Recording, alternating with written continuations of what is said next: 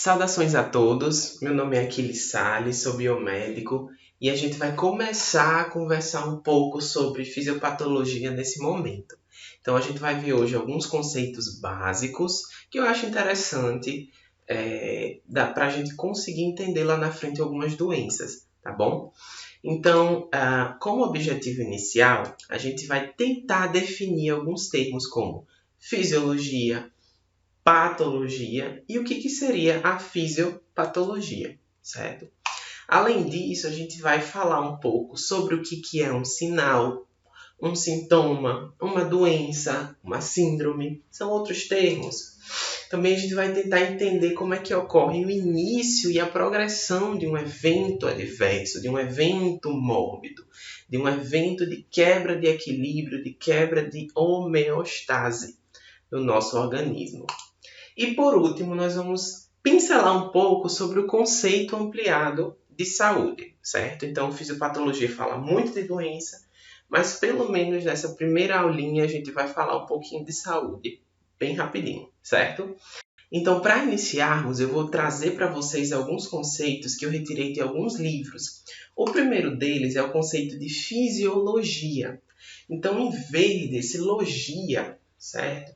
Sempre vai tratar de algum tipo de estudo, certo? E a fisiologia estuda a função normal do corpo humano, a função normal de cada sistema, de cada órgão, de cada tecido, enfim. Então, quando a gente fala de uma função fisiológica, de fisiologia, né, é uma ciência que está estudando como é que deveria se comportar uma célula, um sistema, um tecido, um órgão, enfim.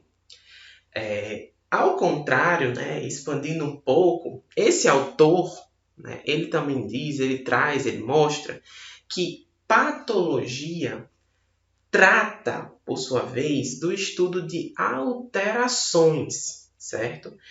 Que são alterações funcionais, estruturais, em células, tecidos e órgãos, e que causam ou que são causadas por doenças. Então, alterações que são o alvo de estudo da patologia, podem ser a causa de uma doença ou podem ser causadas por doenças. Esse mesmo autor também traz como sendo a junção, né, a interface entre a fisiologia e a patologia, o termo fisiopatologia, que também é uma ciência, é um ramo de estudo que vai estudar as alterações em células e órgãos que ocorrem junto com a doença e do efeito que essas alterações causam na função corporal, certo? Então perceba que é um conceito que mistura um pouco da fisiologia com a patologia, certo? A patologia tem como centro a alteração, né? A fisiopatologia pega essa alteração e tenta comparar com o que é normal, com o que é fisiológico, mas em termos práticos, patologia e fisiopatologia, vocês vão observar que tem grandes autores, né, que tem livros com o nome patologia e tem livros com o nome fisiopatologia, certo? Então, ao longo da disciplina, eu vou mostrar aqui capítulos interessantes de livros com o nome patologia e livros com o nome fisiopatologia. Então, na prática, os dois falam de doença. E quando a gente fala de doença, inevitavelmente a gente vai comparar com o que é normal, certo? Então, só para a gente se introduzir, por que esse termo fisiopatologia? Inclusive, nas universidades, existem disciplinas que são de fisiopatologia e de patologia, e às vezes a ementa é exatamente igual, tá certo? Então, para a gente começar a entrar nos termos importantes de hoje, a gente vai falar o que seria um sinal, certo? Um sinal a nível de conceitos de patologia. Então, qualquer tipo de manifestação visível ou mensurável de uma alteração orgânica e que pode ser percebido por outra pessoa sem que o paciente, sem que a pessoa acometida precise falar alguma coisa, tá certo? Então, febre, outra pessoa que não seja eu, se tiver com febre, pode perceber esse sinal através de um termômetro. Edema, outra pessoa pode perceber esse sinal. A presença de manchas, outra pessoa pode perceber esse sinal.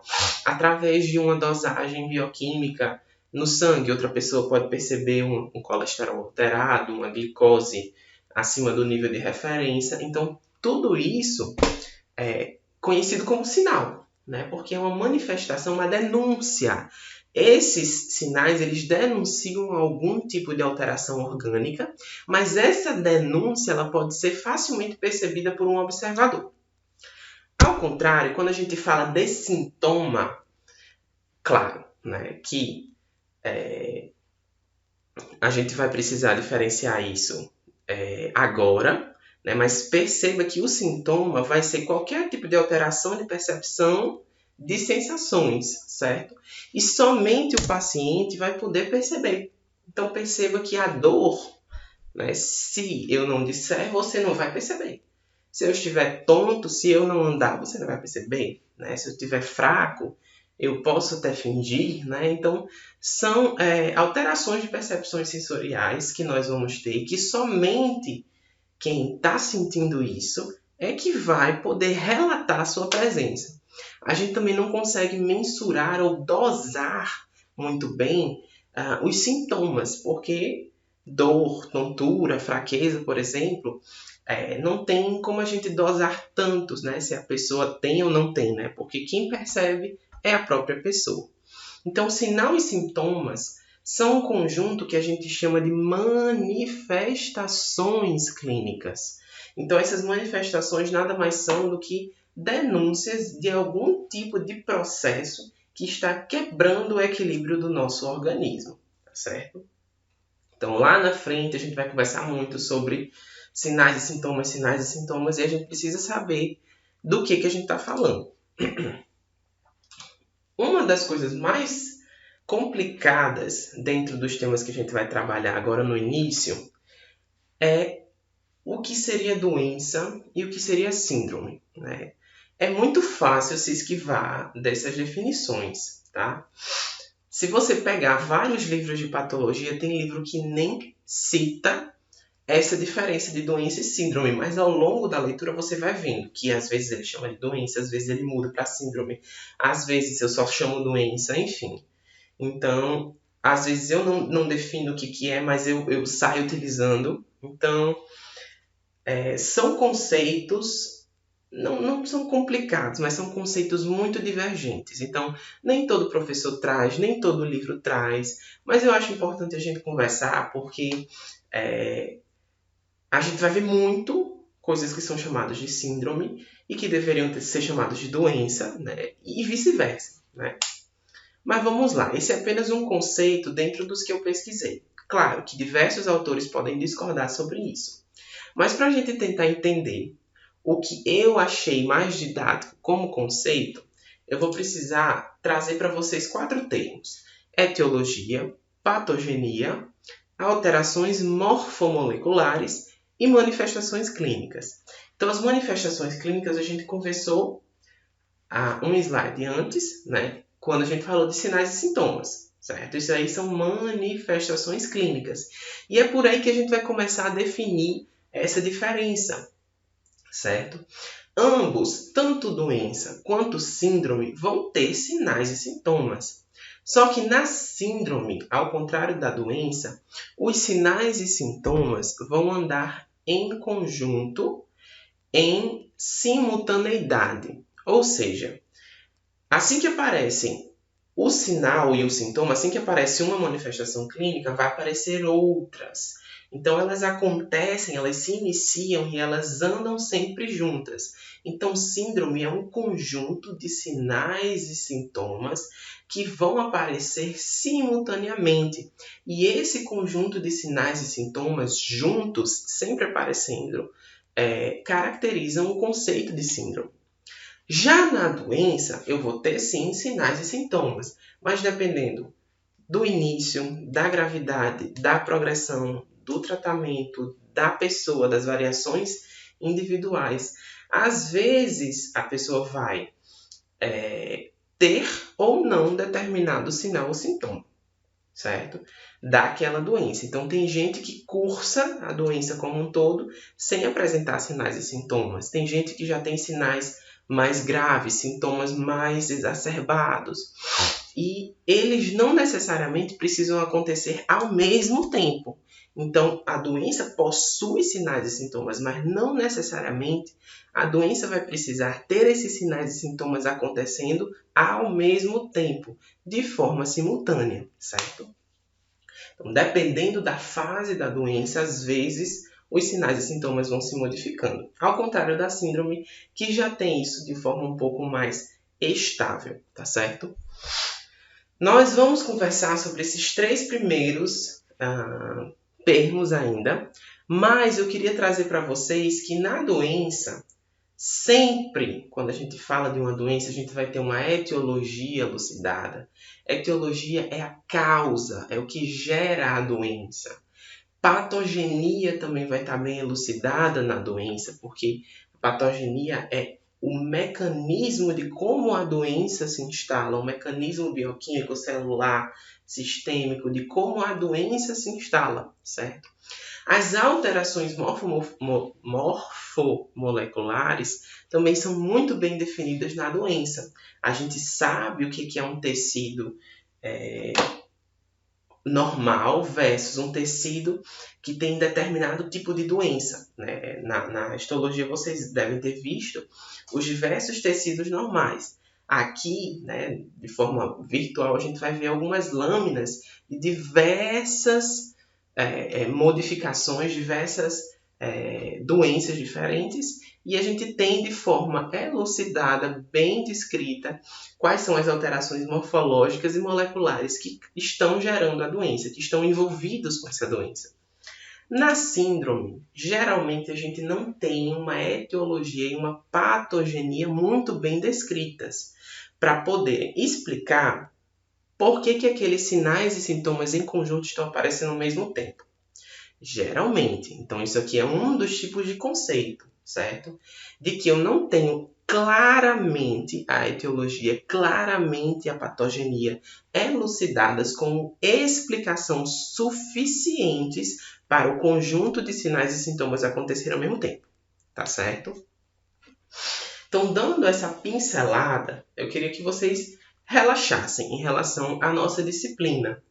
Eu não vou cobrar de forma alguma esse tipo de diferenciação muito aprofundada de doença e síndrome, até porque, como eu falei, vários autores têm sua forma de expressão desses significados, tá certo? Mas se vocês pararem para prestar atenção em todo tipo de literatura médica, a gente se depara com doença e síndrome. Não só com isso, com transtorno, com sequência, com comorbidade, com alteração de equilíbrio, com, enfim, diversos termos que a gente fica se perguntando, será que isso é uma doença, um sinal, um sintoma, uma síndrome? Então, realmente, relaxem quanto a isso, é complicado e isso não vai cair em prova, é só para a gente ter uma noção, tá certo? O que a gente realmente vai precisar focar em conceitos, tá certo? A gente vai só recapitular aqui que para o Porte, que é o autor que eu estou considerando nessa parte inicial, doença é qualquer tipo de interrupção, de cessação, ou distúrbio de sistema ou estrutura de órgão corporal caracterizada por um agente etiológico reconhecido e um grupo de sinais e sintomas identificáveis ou alterações anatômicas consistentes. Os aspectos do processo mórbido sempre vão incluir a etiologia, que é a causa, a patogenia, que é o mecanismo, as alterações morfológicas e teciduais, manifestações clínicas e evolução, certo? Mas, de uma forma geral, são esses o caminho de início, instalação e manifestação de uma doença. Na síndrome, ele já é bem mais curto. Ele fala que é uma compilação de sinais e sintomas característicos de um estado mórbido específico. Então, para vocês verem como esse autor traz para a gente esses dois conceitos. Mas o que a gente vai tentar entender com mais carinho e dedicação agora? O que é essa tal dessa etiologia dessa patogenia, o que são essas alterações morfomoleculares e o que são essas manifestações clínicas, né? Que a gente já falou, né, das manifestações. Começamos de baixo para cima. Então, inicialmente, a gente vai falar um pouquinho de etiologia, né, que é a causa de qualquer tipo de processo mórbido do nosso organismo. Esse conceito diz que a etiologia seria o que poria, o que põe o processo mórbido em movimento. Então, toda doença ela tem que ter um início. Toda doença tem que ter uma causa, certo? Embora a gente não conheça a causa de todas as doenças, síndromes, distúrbios, transtornos que existam na história da humanidade, a ciência vem incessantemente tentando correlacionar determinados eventos como causa de determinados acometimentos, certo?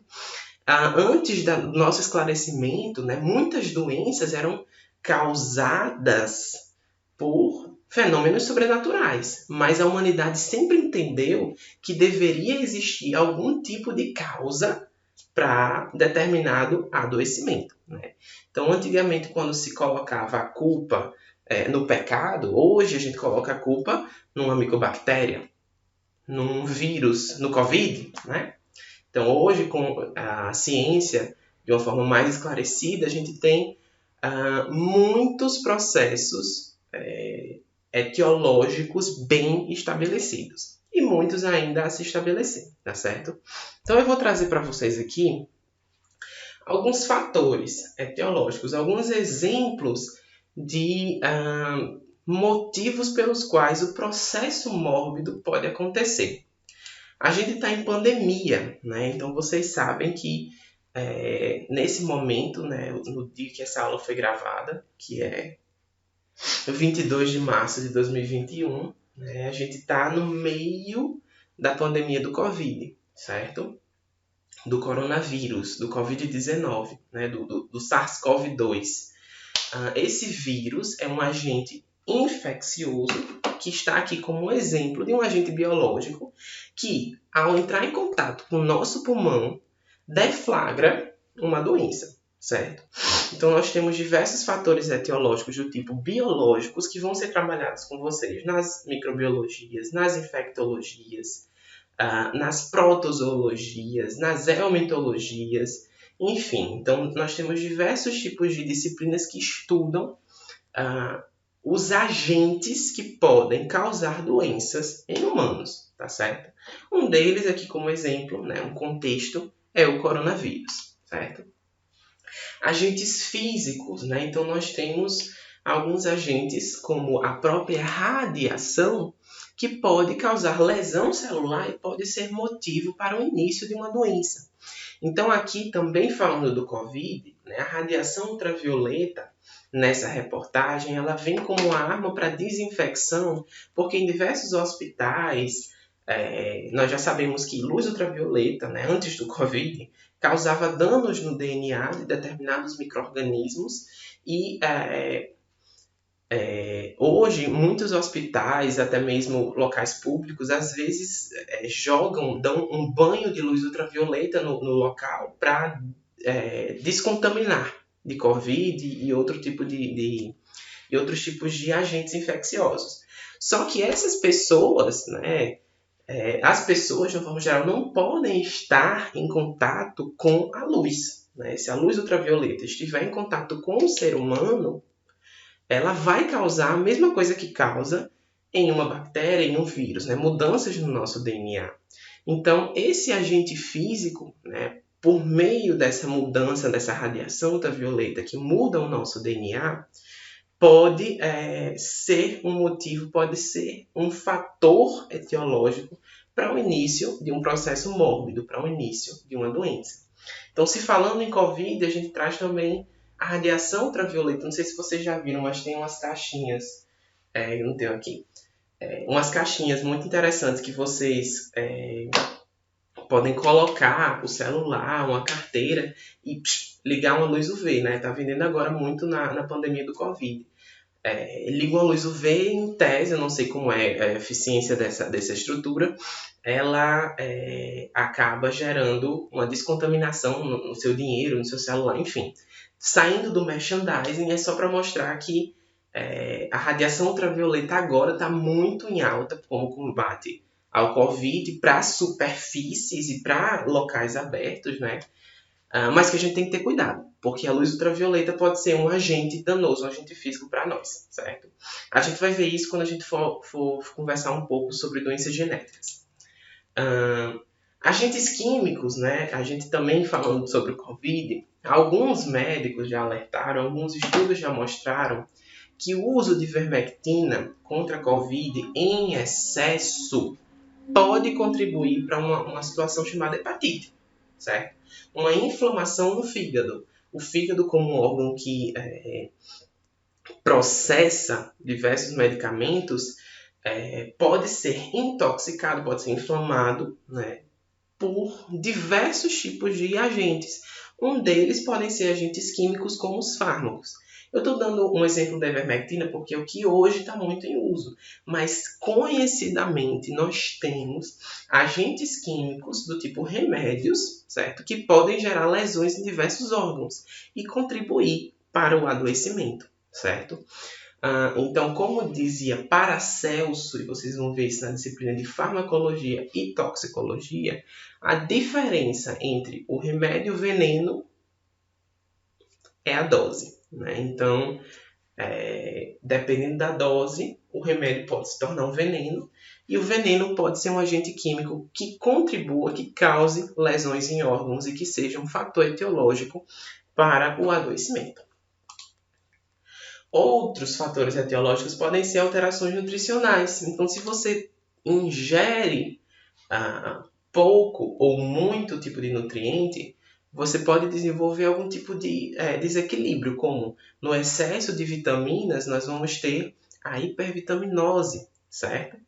Só que ao contrário, a diminuição da ingestão de determinados nutrientes, como o ferro, né? A gente vai ver isso principalmente em distúrbios que acometem o sangue, né? Como o ferro é importante para a saúde. Então, alterações no padrão nutricional são importantes para o desencadeamento de desequilíbrios no nosso organismo. E por fim, né, mas não também sendo somente isso, mas por fim eu vou falar um pouquinho sobre as alterações moleculares, que podem gerar alguns tipos de doenças. Claro que a gente vai falar muito sobre isso no módulo de doenças genéticas, mas aqui a gente vai só introduzir, tá bom? Então, para a gente entender o que eu acabei de falar, eu vou trazer um exemplo aqui de uma doença de origem molecular, para a gente entender o que eu estou falando. Mas, por favor, não se desesperem, eu vou falar somente de uma forma superficial. O que a gente está vendo aí? A gente está vendo diversos tipos de ácidos graxos. Ácidos graxos na bioquímica são classificados como lipídios. Vocês já devem ter visto isso na bioquímica básica. Esses ácidos graxos são altamente hidrofóbicos, né? E eles podem possuir uma cadeia pequena, média, grande ou muito grande, né? Então, de 12 carbonos, nós temos aí o ácido araquidônico com 20, nós temos carbonos ácidos que têm acima de 20 carbonos, tá certo? E esses ácidos acima de 25, mais ou menos, são conhecidos como ácidos graxos de cadeias muito longas, certo? E todos os ácidos graxos, né, tanto de cadeia curta, grande quanto longas, eles passam por um processo no nosso organismo chamado de metabolismo. Esse metabolismo do tipo catabolismo faz com que esses ácidos graxos sejam convertidos a acetil-CoA. O acetil-CoA vai ser muito importante lá para a cadeia respiratória, para o ciclo de Krebs, coisa lá da bioquímica que vocês vão ver bem mais detalhadamente. E a beta-oxidação, que é um tipo de reação catabólica, né, faz com que esses diversos ácidos graxos se transformem em moléculas de acetil-CoA. Aqui eu trago para vocês a via bioquímica, né, da beta-oxidação dos ácidos graxos. E eu digo para vocês que essa via pode acontecer tanto na mitocôndria como nos peroxissomos, que é outra organela citoplasmática assim, bem negligenciada no sentido de estudos em relação à mitocôndria, mas que é uma organela muito importante e que também ajuda, auxilia na oxidação dos ácidos graxos. O que eu quero que vocês percebam, né, nessa via é que nós estamos iniciando aí com o ácido graxo e nós estamos terminando com acetil-CoA. É só isso que eu preciso que vocês entendam. Mas que o peroxissomo tem uma particularidade. Geralmente, os ácidos graxos muito longos, com acima de 20 e poucos carbonos, eles vão ser processados, eles vão ser beta-oxidados nos peroxissomos e não nas mitocôndrias. Então, o peroxissomo, normalmente, de algumas células, né, que metabolizam esse tipo de ácido carbono de cadeia muito grande, vão possuir um transportador, né, da classe ABCD. Esse transportador ABCD vai transportar os ácidos graxos de longas cadeias do citoplasma para dentro do peroxissomo, tá certo? Essa é a função normal. E aí eu volto naquele conceito. O que é que vai pôr o processo mórbido em movimento? O que é que vai causar doença nisso daí? Até agora eu mostrei a fisiologia, o que é que acontece com os ácidos graxos de cadeia muito longa. Mas agora eu vou colocar aí uma alteração, um desequilíbrio, vou iniciar um processo mórbido, certo? Vou fazer com que isso dê errado, né? Como? Como é que eu faço que isso dê errado? E aí, isso é alvo do estudo da etiologia, né? A causa do problema. Então, nós temos aqui o cromossomo X, né, que está presente tanto em homens biológicos, no XY, quanto em mulheres, no XX, biológicas, certo? E aí, lá na parte final dos cromossomos, nós temos esses telômeros, e aí nós temos essa região em verde, que é onde está a sequência de nucleotídeos que vai codificar a sequência de aminoácidos desse transportador ABCD, certo? Então, perceba, né, que falando em cromossomos, nós estamos falando em sequências de nucleotídeos também, certo? E essa sequência específica nesse cromossomo X, ela pode apresentar uma alteração. Essa alteração de sequência que vai modificar a sequência de aminoácidos do transportador pode fazer com que ele pare de funcionar, pare de transportar, certo?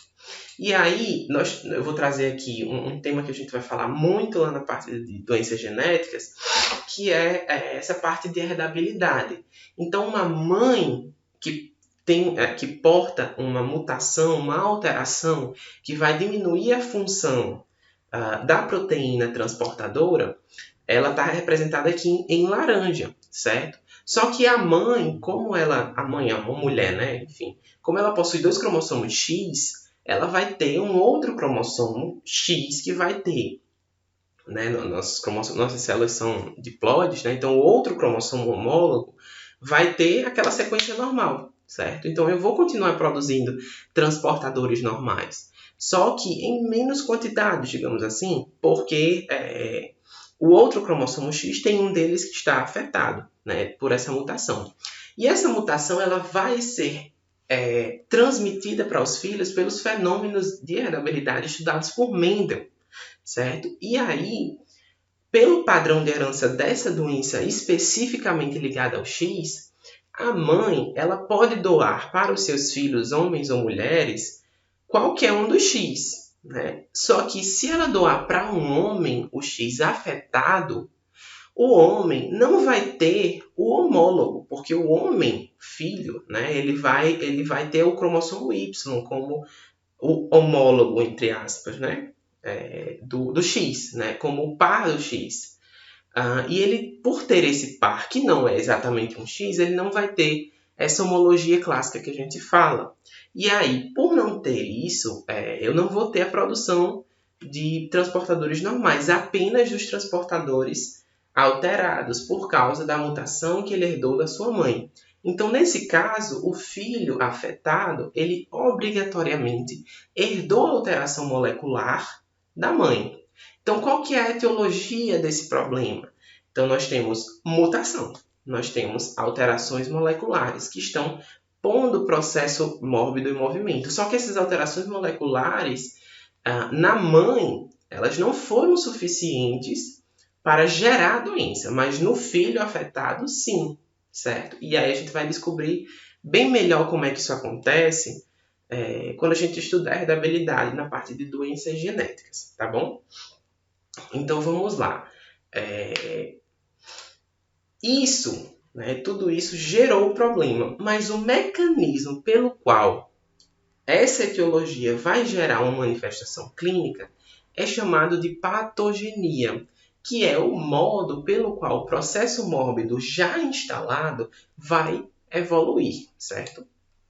E aí, eu trago para vocês um exemplo, né? Esse daí é o processo normal, certo? Mas agora eu estou falando de uma pessoa que herdou essa mutação e esse gene não vai codificar essa proteína de forma perfeita. E o que vai acontecer? Vai vir aí um ácido graxo, né? Tá chegando, vai entrar no peroxissoma, vai entrar, mas não consegue, né? E aí ele volta e fica do lado de fora, certo? Então, como ele não consegue, por causa das alterações nesse receptor, nesse transportador, ele pode se acumular no citoplasma e gerar um determinado estresse naquela célula. Só que qual célula que vai acontecer isso? Nas células que dependerem muito desse metabolismo desse ácido graxo gigante, que geralmente são os neurônios. Então, os neurônios fazem muita beta-oxidação a nível peroxissomal. Dependem muito da metabolização dos ácidos graxos de cadeia muito grande, né? E quando isso acontece, isso gera estresse nessas células que podem acabar acometendo as bainhas de mielinas dos neurônios, gerar um processo de morte, de desmielinização, que a gente consegue visualizar esse processo por técnicas moleculares e técnicas morfológicas. Então, são alterações que não estão acontecendo exatamente a nível sistêmico, né? A gente está falando só de forma pontual na célula e no tecido, mas que são alterações causadas por uma etiologia específica, cujo mecanismo foi estudado pela patogenia e que são alterações que vão se refletir tanto na célula quanto nos tecidos, certo? E por último, essas células e tecidos juntas, né, disfuncionais, vão gerar manifestações clínicas, sinais e sintomas, né? Então, você vai ter sinais e sintomas relacionados à parte locomotora, neurológica, muito importantes. E isso caracteriza o que a gente chama de doença conhecida como adrenoleucodistrofia. Então, a adrenoleucodistrofia possui uma causa molecular, possui um mecanismo que envolve o transportador de ácidos graxos de cadeia muito longa, envolve a destruição, né, lesões em células nervosas, né, destruição de banha de mielina e acometimento da locomoção. Só que não é só isso, ela é uma doença bem grave que a expectativa de vida, né, o problema da desmielinização gera uma expectativa de vida de até 2 ou 3 anos, certo? Então, diagnosticou, né, a doença começou, certo? A apresentar os sinais e sintomas, você tem até 3 anos mais ou menos como expectativa de vida, certo? Eu trouxe essa doença porque ela foi muito explorada nesse filme. Esse filme, inclusive, eu recomendo para vocês, ele é chamado de O Óleo de Lorenzo, certo? Lorenzo é essa criaturazinha, essa criancinha, que é representado nesse filme, certo? Esse filme tem uma história baseada em fatos, certo? Então, essa criancinha, Lorenzo, com mais ou menos 6 anos de idade, começou a apresentar diversos problemas de locomoção, de deglutição, convulsões. E aí os pais, desesperados, foram a diversas equipes médicas, isso na década de 80 e 90, né? Quando a medicina ainda não tinha muito bem esclarecido o que seria isso. Mas ele foi diagnosticado com adrenoleucodistrofia. E os pais, muito culpados, né, também, por acharem que eles eram a causa da doença, né? Principalmente a mãe por entender de genética, ela acha como sendo a causa da doença do filho, né? Porque foi ela que transmitiu o cromossomo X que nele está afetado, né? Então ela se sentiu muito culpada. É um filme de drama. Durante todo o filme você vê uma carga de drama muito grande na culpa dos pais por acharem que a culpa era deles, né? Que o motivo, a razão da doença, do sofrimento do filho era eles, né? E eles começam desesperadamente a estudar sobre a doença. E descobrem que é uma doença que acomete o metabolismo dos ácidos graxos, né? Que os ácidos graxos de cadeia muito longa não conseguem entrar nos peroxissomos e acabam desenvolvendo uma mistura de diversos ácidos graxos de outros tipos de cadeia. E essa mistura oleosa ficou conhecida como óleo de Lorenzo, que foi o nome do filho, né, que é o nome do filme. E até hoje existe a venda do óleo de Lorenzo. Esse óleo nada mais é do que dois ácidos graxos, né, misturados, e que é ministrado para algumas pessoas que têm adrenoleucodistrofia, né? Até hoje não se sabe exatamente, né, o mecanismo e se realmente esse óleo é importante para a doença. Só que relatos do filme, né, o menino, se eu não me engano, passou mais ou menos 22 anos vivo, a mais do que o tempo que tinha sido diagnosticado, tipo, tinha sido dado para ele. Até ano X ele passou 22 anos a mais vivo, né? Então, os pais atribuíram a isso como sendo consequência do óleo que eles fizeram. Mas até hoje isso é bem polêmico, né? Tem autor que fala que não tem relação nenhuma, tem autor que diz. Então, isso é uma polêmica que perdura por mais de 20 anos, desde que aconteceu o desenvolvimento desse óleo. Então, basicamente, a história dessa família que desenvolveu esse óleo, que desenvolveu essa tentativa de tratamento, que sim, assim, sendo boa ou não, que a gente consegue perceber que foi uma tentativa, uma resposta, né, a um desespero, né, que aconteceu na família por causa da doença, por causa da expectativa de mais 2 ou 3 anos de vida do filho, né? Então, é um filme muito interessante que fica para nossa reflexão e nossas atividades de casa, certo? Então, para a gente fechar essa parte de doença e síndrome, né, a gente já viu o que seria a causa, a etiologia, né, o que seria a patogenia, o mecanismo, né? Então, tudo que explica os sinais e sintomas de uma doença geralmente está bem elucidado, certo? Tanto na parte de etiologia, como na de patogenia, quanto nas alterações morfomoleculares e manifestações clínicas, tá certo? E para a gente encerrar, eu vou contar para vocês um pouquinho sobre o que seria saúde, né? A nível médico, a nível muito estrito, né, sempre foi pensado que saúde seria a ausência de doença. Esse é um conceito já há muito tempo que vem caindo por terra, né? Porque você não ter nenhuma doença não significa que você é saudável, entendeu? Por que existe essa concepção?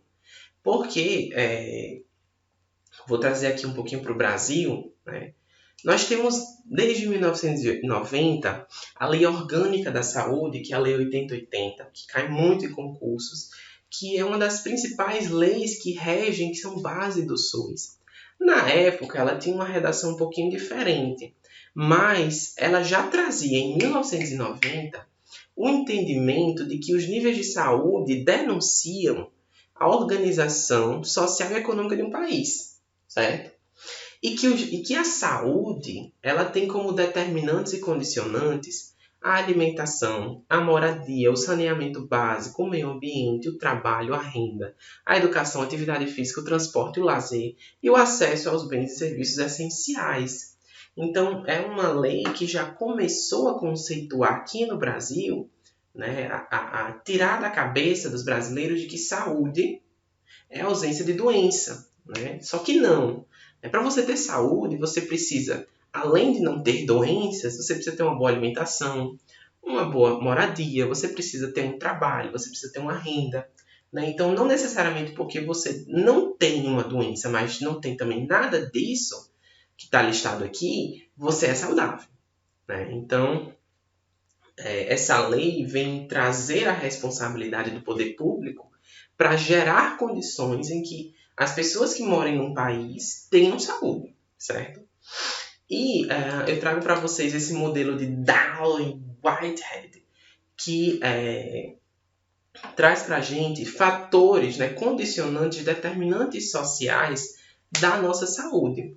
Então, mais aqui no centro, nós temos fatores que nós podemos controlar, enquanto mais para a extremidade, nós temos fatores que nós não podemos controlar de forma tão direta. A gente depende de um sistema coletivo, de um sistema governamental que favoreçam essas condições para a nossa saúde. Então, trazendo aqui para os eventos mais próximos de nós, idade, sexo e fatores hereditários, não acho que a gente consegue controlar muito isso. Mas a idade, por exemplo, é um fator que auxilia no processo de saúde e doença.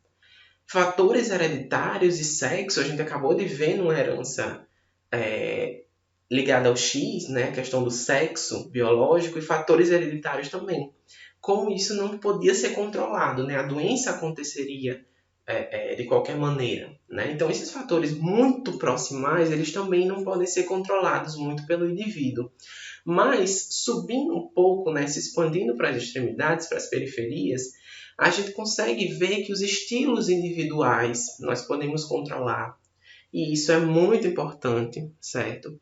As redes sociais e comunitárias nós podemos controlar um pouquinho menos, mas também é importante para a nossa saúde. E as condições socioeconômicas, culturais e ambientais de um país não são controladas por nós diretamente, indivíduos únicos, mas que são importantes para a nossa saúde.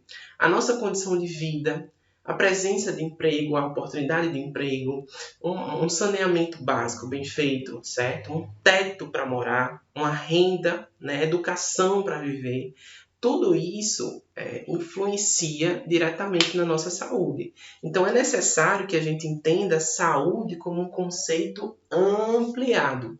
Não apenas como um conceito de ausência de doença, mas como uma condição que depende da ausência de doença, depende de fatores intrínsecos ao organismo, depende do estilo de vida e da rede social em que esse organismo que está tentando ser saudável vive, certo? Então é um conceito mais ampliado, né, que eu trago, mesmo que a disciplina seja estritamente de mecanismo, de doença, mesmo que ela não considere a parte de saúde pública epidemiológica, eu acho importante a gente pontuar isso no início da disciplina, tá certo? Então, nem sempre os mecanismos que geram a doença vão gerar uma doença, dependendo do encaixe da pessoa em determinadas condições sociais, certo? Então, nós temos diversos fatores condicionantes e determinantes da saúde, além da presença de um agente causador de doença, por exemplo, certo? E aí, só para recapitular, né, nós vimos sobre o que trata a fisiologia, sobre o que trata a patologia e a fisiopatologia. Nós vimos a diferença de sinais e sintomas, fiquem bem espertos em relação a isso, certo? Nós vimos ou tentamos, né, entender que doença e síndrome são termos que são muito confusos de serem diferenciados, mas que aqui eu tentei trazer uma das visões, certo? Nós tentamos observar e entender como ocorre o início de um processo e a progressão de um processo mórbido. Então, eu mostrei como que acontece o início de uma adrenoleucodistrofia, ou como é que acontece a nível celular e molecular e tecidual. A progressão dessa doença, certo? E por último, a gente deu uma olhada no que seria saúde em uma definição um pouco mais amplificada. Não só como ausência de doença, mas sim como determinada por diversas outras características, inclusive sociais e econômicas, do local onde o indivíduo reside, certo? Então, ficamos por aqui. Espero que vocês tenham gostado da aula e até a próxima. Não, antes de ir até a próxima. Esse daqui foi a referência que eu trouxe para vocês em grande parte dos conceitos. E aqui fica como filme de indicação para aprofundamento, né?